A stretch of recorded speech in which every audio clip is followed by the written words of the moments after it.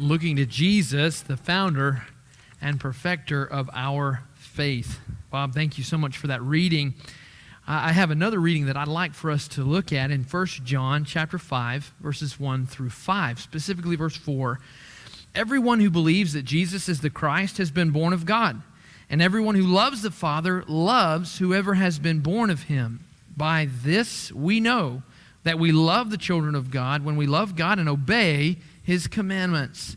For this is the love of God, that we keep his commandments, and his commandments are not burdensome. For everyone who has been born of God overcomes the world, and this is the victory that has overcome the world, our faith. The first song we focused on this morning was Faith is the Victory.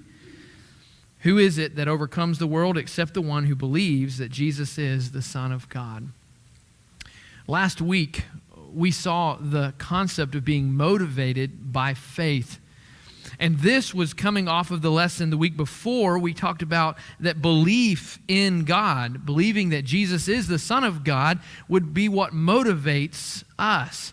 In John chapter 6, the followers of Jesus asked Jesus how they were to follow God.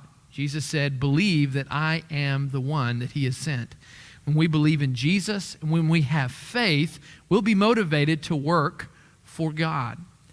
And I think the natural focus for us today is to be motivated by the faithful. We have an example of those who followed God from Hebrews chapter 11, especially in verse 1 of chapter 12. It says, "Therefore, since we're surrounded by so great a cloud of witnesses, let us lay aside every weight and sin that clings so closely, and let us run with endurance the race set before us, looking to Jesus." Notice it says to remove the weights. That's why this is motivated by the faithful, our weights removed. Because this is a weight, but then there's also sin. Sometimes we say, well, we got to remove the sin from our life. That is a given, and we understand that. And we can completely focus our lessons, our whole lives on removing sin from us. Sometimes we'll look at the Bible as a rule book of what I can't do, in essence. We'll say these are things I can't do. But also it says to remove weight. Sometimes there are things that pull us down that are not sin. If there's anything that would cause us to not look to Jesus, that would be a weight that would lead to sin. So we're talking about removing these weights. And if we look to the faithful specifically in Hebrews chapter 11, I believe it shows us how to do that. So first of all, what is this weight that we're talking about? It's that which hinders one from doing something. And here when it's used, it's that which hinders someone from looking to Jesus, the founder and perfecter of our faith. So if we're looking to, not our faith, looking to Jesus, then what are we going to be looking to? Well, the lesson is going to be provided here based on those who are in this hall of faith. We've talked about, first of all, the weight of fear.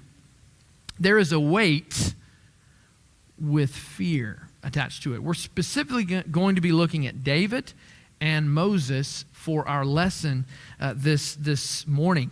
But in Hebrews chapter 11, specifically verse 32 beginning, says, "And what more shall I say? For time would fail me to tell of Gideon, Barak, Samson, Jephthah, of David and Samuel and the prophets, who through faith conquered kingdoms, enforced justice, obtained promises, stopped the mouths of lions, quenched the power of fire, escaped the edge of the sword, were made strong out of weakness, became mighty in war, put foreign armies to flight."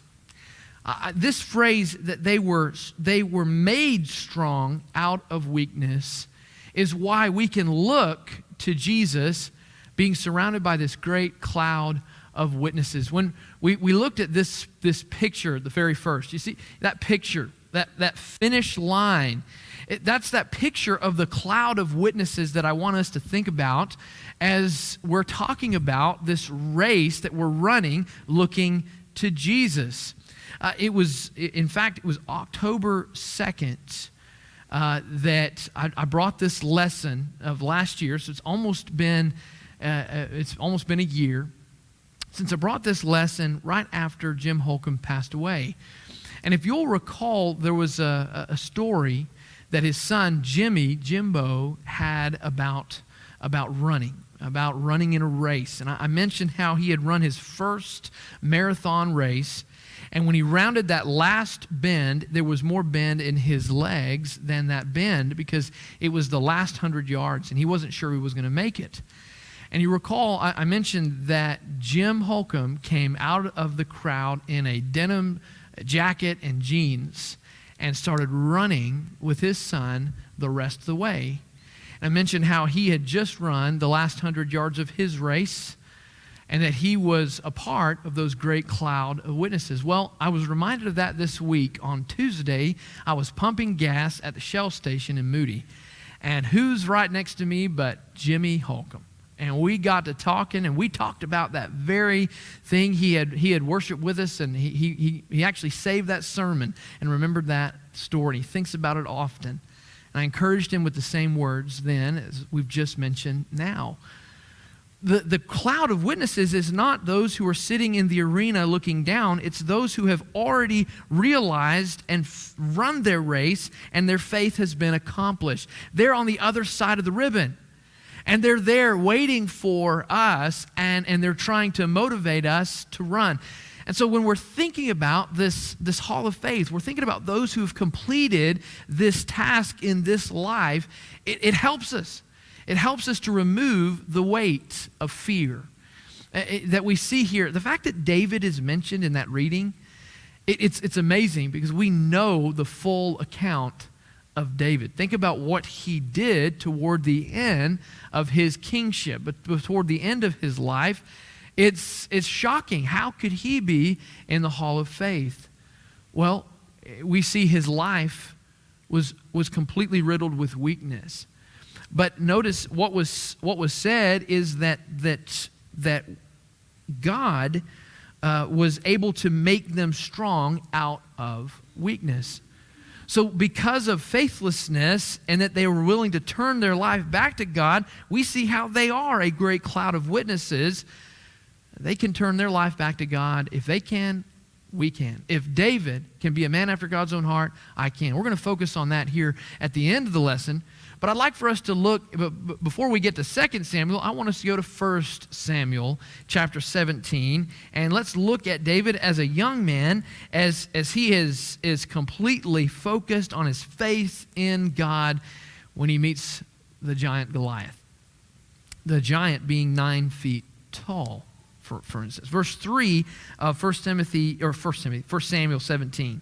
It says, "And the Philistines stood on the mountain on the one side, and Israel stood on the mountain on the other side with a valley between them. And there came out from the camp of the Philistines a champion named Goliath of Gath, whose height was 6 cubits and a span." If these are the 18-inch cubits, then that's 9 feet tall. He had a helmet of bronze. So notice Samuel gives us a great description of his height, but also describes what he looked like. And so he had a helmet of bronze on his head, and he was armed with a coat of mail, and the weight of the coat was 5,000 shekels of bronze. And he had bronze armor on his legs and a javelin of bronze slung between his shoulders. The shaft of his spear was like a weaver's beam, and his spear's head weighed 600 shekels of iron. And his shield bearer went before him. He stood and shouted to the ranks of Israel, "Why have you come out to draw up for battle? Am I not a Philistine? And are you not servants of Saul? Choose a man for yourselves and let him come down to me." So he's come from that side of the valley. He's come down into the valley, and he's looking up and he's saying, "Bring one man to come to me." So he's going to be towering in height, but he's also going to be covered in this burnished bronze, and he's going to be shining in the sun. And they're going to see this huge figure of a man. And what is the response? Well, let's see. It says he stood and shouted. Well, first of all, what has he said to them? What has he said about who they serve? He says, "You're all servants of Saul." No, they're servants of God. This is the army of the living God. not servants of Saul. So he's brought these people down in his estimation. He doesn't see them as followers of God. And he also, he doesn't see any problem with defying this army at all. So he even goes on to tell them what's going to happen to them. Notice he said he stood and he shouted these to the ranks of Israel. And he said, if he's able to fight with me and kill me, then we will be your servants. But if I prevail against him and kill him, then you shall be our servants and serve us. So he gives the terms for what's about to happen. It is so easy to look at a situation and think there is no way out. 2 + 2 = 4. And this is what's happening to us. And so the armies are faced with this option. They're either going to become our servants or we're going to become theirs. There's no third option because they're taking the enemies of the living God. They're taking their word over what God has said. What happens? Verse 10, the Philistines said, I defy the ranks of Israel. This day give me a man that we may fight together. Verse 11, when Saul and all Israel heard these words of the Philistine, they were dismayed and greatly afraid. Fear. Fear has completely permeated the camp at this time because all they're seeing is the giant. All they're seeing is the problem. And when we're faced with the giant task of taking the gospel to the lost, we can look at that as it's just too hard. It's too difficult. It's not possible. And then you throw COVID into the mix. And you look at it and say, well, how are we going to reach the lost? Well, I guess it's kind of like when we were kids playing in the street, because we used to do that. We would say time out because a car was coming. Game off, game on. Right? We would do that off and on. So the moment something happens, all right, timeout, off the field. Do we get a timeout from our Great Commission? No, we don't. And so it becomes an even more daunting task in our mind. How can we do this? It's a giant of a situation. 1 Samuel chapter 17 and verse 24 through 26 is the first time David comes on the scene. Remember, David, he's a shepherd boy and he's been home, not with his 3 brothers who are on the front lines, and they don't have the news. Maybe they're better off if you think about it. They don't have the news. And so he doesn't know about this happening day in and day out. And so let's read verse 24 and through 26. It says, all the men of Israel, when they saw Goliath, they fled from him and were much afraid. So he witnesses his brothers, he witnesses all of the people, including Saul, running away from the presence of this Philistine because of fear.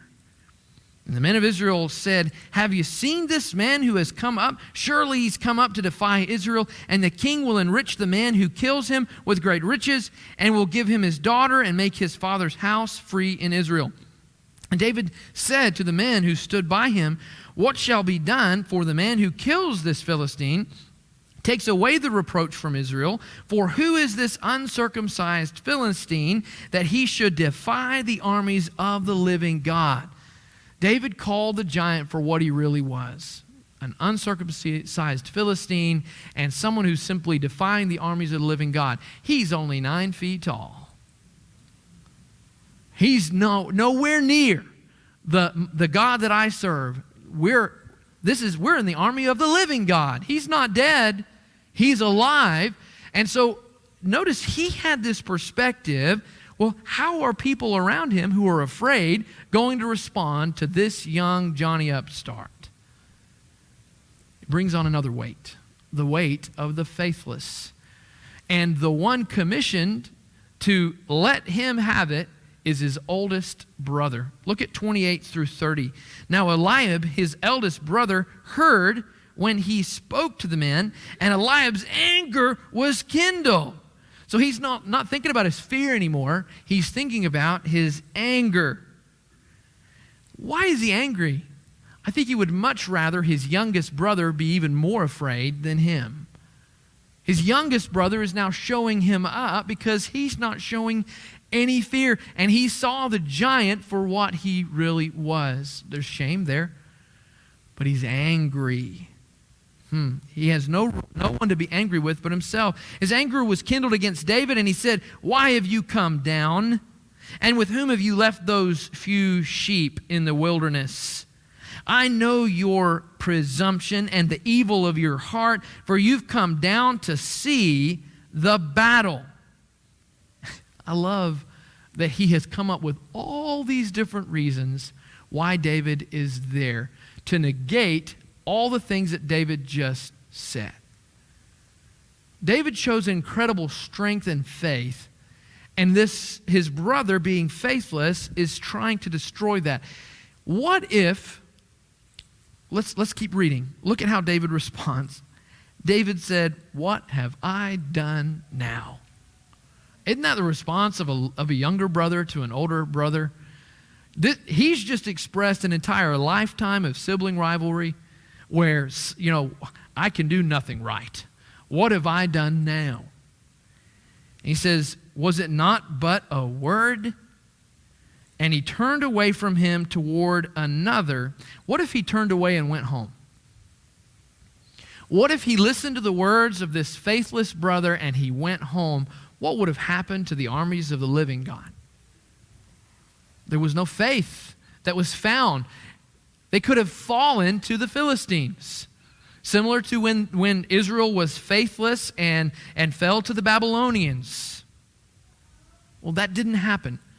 Because it says, "And he turned away from him toward another and spoke in the same way, and the people answered him again as before." He went on with his business because he knew that he served the army of the living God. And he was willing to see that, and he was willing to keep saying what needed to be said in order for this to take place. And it reminds me of Jeremiah. If you'll turn to Jeremiah, last week we discussed chapter 20 and verse 9, where it really is a great picture of what it means to be motivated, what it means to be on fire in verse 9. But we didn't look at the context of what Jeremiah was up against in chapter 19, verse 14. If you'll turn there with me. It says, "Then Jeremiah came from Topheth." Notice where the Lord had sent him to prophesy. So the Lord has sent Jeremiah to prophesy. "And he stood in the court of the Lord's house and said to all the people," before he says a word, he's in the court of the Lord's house. I think he's in good company, because he's been sent by God to speak, and he's in the Lord's house. They're going to want to hear what he has to say, right? "Thus says the Lord of hosts, the God of Israel, behold, I'm bringing upon this city and upon all its towns all the disaster that I have pronounced against it, because they've stiffened their neck, refusing to hear my words." Ooh. Did they hear the words of God, or did they hear the words of Jeremiah? They didn't like the message, and they definitely didn't like the messenger, but what they were having the problem with was with God. But look at verse 1 of chapter 20. "Now Pashur, the priest, the son of Immer, who was chief officer in the house of the Lord, heard Jeremiah prophesying these things. Then Pashur beat Jeremiah the prophet and put him in the stocks that were in the upper Benjamin gate of the house of the Lord. The next day, when Pashur released Jeremiah from the stocks, Jeremiah said to him, 'The Lord does not call your name Pashur, but terror on every side.'" When the chief of the house of God beats the prophet of God for hearing the actual words of God, his name is no longer the name given to him. His name now means terror on every side. That's when everything is terror on every side. The weight of the faithless was strong in Jeremiah's case. In fact, that's where verse 9 comes in when he says, "If I say I will not mention him." Well, he's got a big reason for that "if" to be realized. He's being beaten for it. And they're hoping he would die, in fact. He's become a laughing stock in verse 7. He says, "If I say I will not mention him or speak any more in his name, there is in my heart as it were a burning fire shut up in my bones, and I'm weary with holding it in, and I cannot." He showed what it meant to remove the weight of the faithlessness around. He was willing to respond and use the word, speak the words of God regardless of what happened to his person. And I think that shows the example of how we can do the same. Well, the weight of the faithless has become very, very strong. I don't know if you saw the report out of Harvard this week. But they just appointed their chief chaplain is an atheist. Their chief chaplain over their religious body, their section of Harvard, is an atheist. But he's been there since 2005, and he's a humanist. He's been an atheist, but he's just been made chief over all of them. I mean, if you looked at the history of Harvard, it's the oldest established college in our country. Do you know why it was founded? For the Puritans established it to teach their preachers. And now they have established that the chief teacher of all of them is an atheist. And he wrote a book that said, "Good Without God." And he had a snippet at the bottom of it like that you can read just to see what the book was all about. And he's saying that we no longer need to listen to a divine being to find out what we should do for good. We can listen to each other. And in fact, we are gods. That is no different than Jeremiah going to the house of God, and the chief of the priests beats him for speaking the words of God. We are living in a faithless generation, and that is a weight. It's a weight because it could cause us to say, well, it's not popular anymore to be a Christian. It's not popular to speak the words of God. And so we can allow that giant to cause us to have fear. It's because the biggest pandemic that is hitting this country is sin. The biggest pandemic that is hitting this country is sin. And if we took more concern with sin, what would this community look like? It's evident that we take COVID seriously. But is it evident that we take sin seriously? We got to keep and think about these things, because this is how serious this is concerning our spiritual souls and the spiritual souls of our neighbors and our friends and the stranger that we meet or that we don't meet. Because hell is real. And I don't want anyone to go there, but if I'm not going to speak to them, do I believe it? See, that's why we talked about belief in Jesus, that belief that Jesus is the Christ, the Son of the living God, is what causes us to do the works of God. If I'm not going to do the works of God, do I believe Him? But there are so many things that get in the way. We had fear as one of them.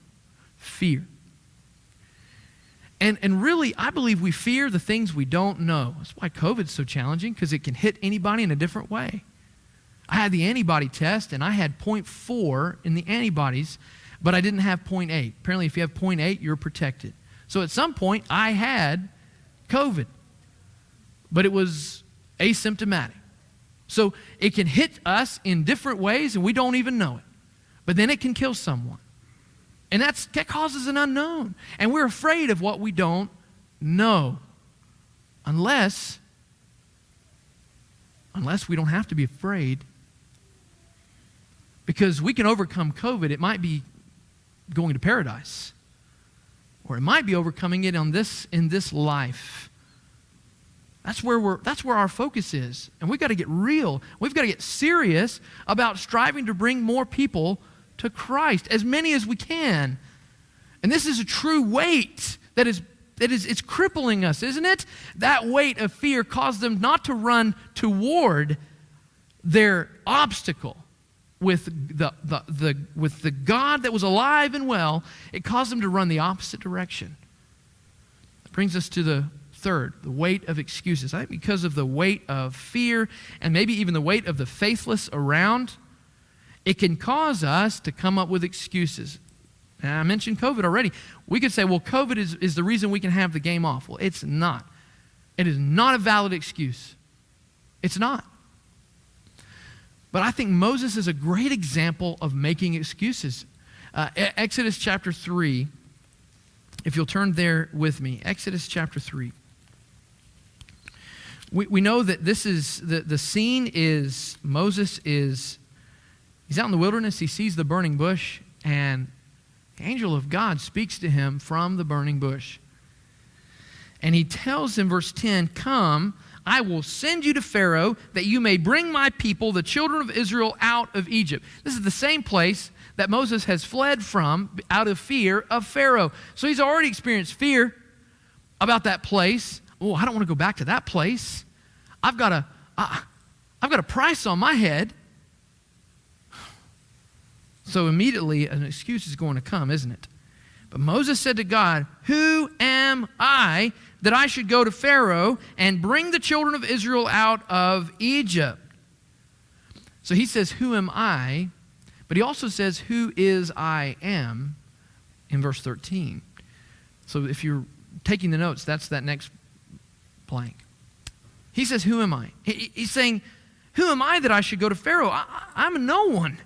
How can I go to Pharaoh?" I think in the same way, we've been commissioned as Christians, and we could say the same thing. Who am I? How can I do these things? But verse 12, it says, "But he said," God said, "I will be with you, and this shall be the sign for you that I have sent you. When you have brought the people out of Egypt, you shall serve God on this mountain." When Moses says, "Who am I?" he's referring to his past and to this point. I believe he's 40 years old. That's 40 years of his life experience that he's thinking about. He's probably thinking about having fled from Egypt. Who am I? And he's not seeing the leader that God sees. And God is saying, here's the sign. When you've brought the people out of Egypt, you shall serve God on this mountain. You're going to be bringing all of the people back to this mountain. So you'll know that I'm with you. So God sees the future.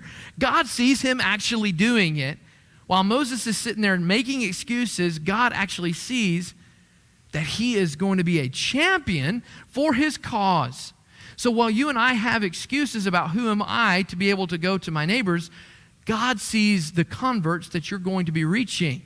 Because it's God that provides the increase, is it not? When we plant and we water, 1 Corinthians 3 and verse 6 through 8, God will provide the increase in the future because he sees it, but we don't. And I believe because of that, we can sit and make an excuse, or we can have fear. We can come up with every reason why we cannot. And it doesn't hold water. The next excuse is, I'm not equipped. Well, who am I? I mean, I really can't because, I don't have what it takes to be able to do it. I'm just not equipped for this. In Exodus chapter 4 and verse 10, "But Moses said to the Lord, oh my Lord, well, let's see. I went ahead. Verse 1. "Then Moses answered, but behold, they will not believe me or listen to my voice, for they will say, the Lord did not appear to you." So he's saying, I don't believe in who I am. I don't even know who I am. And they definitely are going to want to know, who are you? And they're not going to, even if I go, they're not going to believe me because I'm no one. The Lord said to him, "What is that in your hand?" He said, "A staff." And he said, "Throw it on the ground." So he threw it on the ground, and it became a serpent, and Moses ran from it. God was able to say, "What is in your hand?" He has equipped Moses with all he needs to be able to let his people go. And you think about the bondage, the slavery of sin that is rampant in this world. God has the answer. God has the way to relieve those chains, loosen those through you and through me. And he's given us the equipment to do it. Ephesians chapter 4 and verse 12, he gave apostles, evangelists, shepherds, and teachers for the equipping of the saints for the work of ministry. So that other excuse is we've paid the preacher to do it. That's why we have the youth minister. That's why we pay the missionaries to go and they do all the work for us, and they're the ones that have the equipment. Well, if we think that the collegiate level is where we can get the equipment. Now, I went to school and I studied Bible, and I think it's very important to study, and I'm not negating this. But when the chief chaplain can be an atheist, I think they can go a little too far, don't you? I'm joking. I'm being facetious. Yes, they can go too far. And I've met individuals who went through the programs and continued in the collegiate level, and it is just, there's some dangers in doing that. Because you're like, well, I'm the chief, and it's all about what I teach. Jesus warned us about this. I'm so thankful that Mel Futrell was here on Wednesday, and he talked about 5 different reasons why we defend the faith. And he talked about how the 5th one was because there are false teachers that Jesus warned us about. So we've been equipped with the truth within context. If we use that, we have what is in our hands in order to do the work of ministry.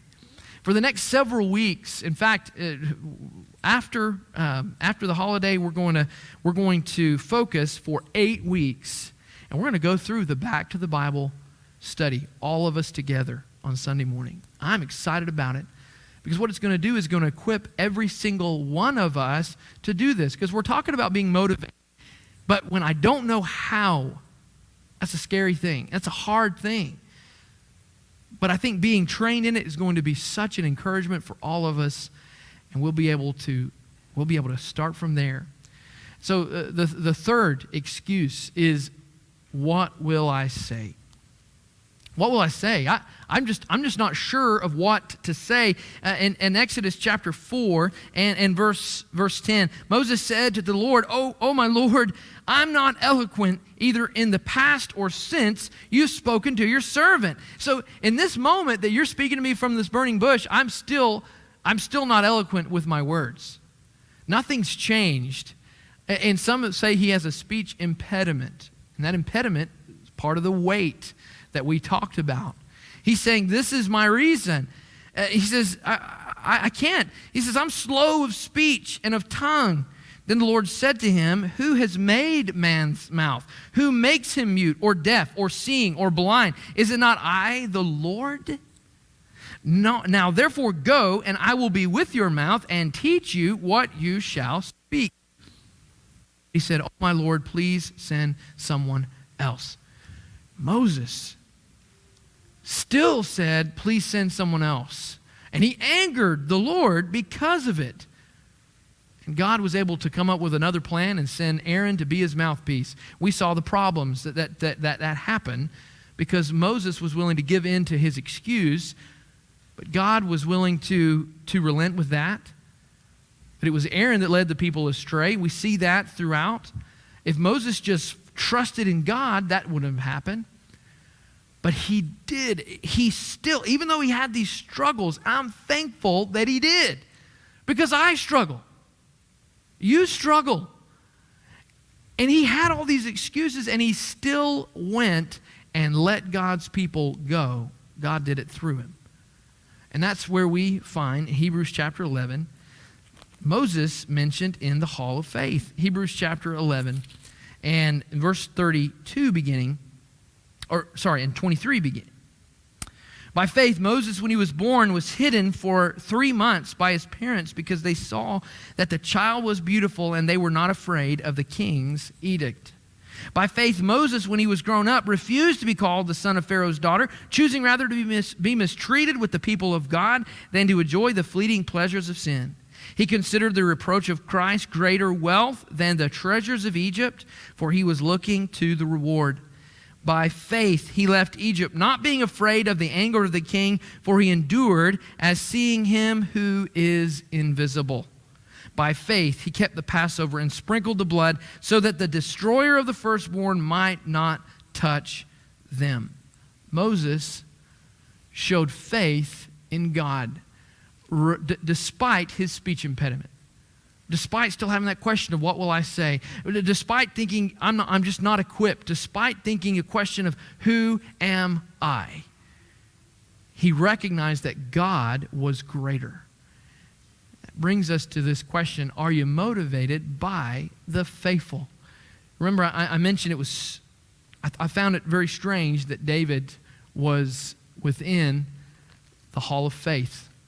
And that's from 2 Samuel, if you'll turn there with me, chapter 12. And this is where, if you'll recall, that he has an affair with Bathsheba, the wife of his friend, one of his mighty men, Uriah, the last one mentioned in his list of the mighty men. And to try to cover it up, he tried to have Uriah come back from the enemy lines and cover up this sin that he did, but Uriah showed more faith than David did. So he had Uriah killed. And as a result, God came to Nathan the prophet and told him to go to David and tell this story about a little parable about a rich man that had so many sheep and then a poor man, his neighbor, who had one ewe lamb that ate at their table. And the story goes that a stranger came, and the rich man took the poor man's ewe lamb and had him killed to feed this stranger that was sojourning in his land. And as a result, David was furious and said, this man is going to die.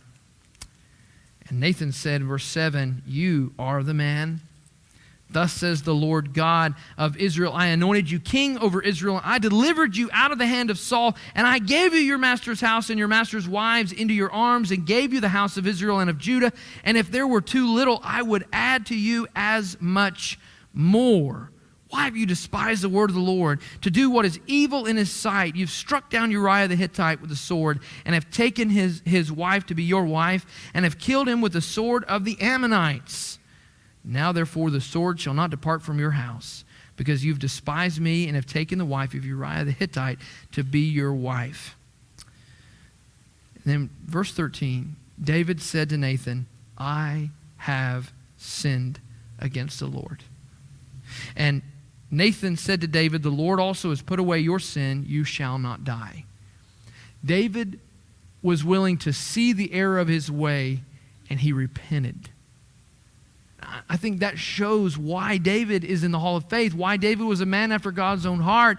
That's why in Psalm 51 that he wrote that psalm around the same time that Nathan approached him. And when he said, create in me a clean heart, O God, and renew a right spirit within me. Cast me not away from your presence. He was willing to change the way that he thought. He was willing to repent. And that's how I'm motivated by the faithful. We're surrounded by a great cloud of witnesses. David and Moses being that example for us today. To look to them so that we can look to Jesus. If it wasn't for them in their life, we wouldn't have the new covenant. We wouldn't have the Messiah that we're looking to today. Will you lay aside any weight that is clinging to you? Maybe it's fear. Maybe it's just constant being berated with fear on every side, whether it's Afghanistan, whether it's this new variant. I heard there's a third one on its way. You know, we've got constant reason to find fear if we're looking for it. We have constant reason to find faith if we'll search for it. Maybe you're here this morning and you've allowed these things to weigh you down, to hold you back. Will you let go of them? Maybe we can encourage you. Brother, Sister Sue Adams came forward this morning. I was so encouraged by her. And you would be so encouraged by what she had to say. Can we encourage you the way we encourage Sue? Whatever your need is, please come. While together we stand and while we sing.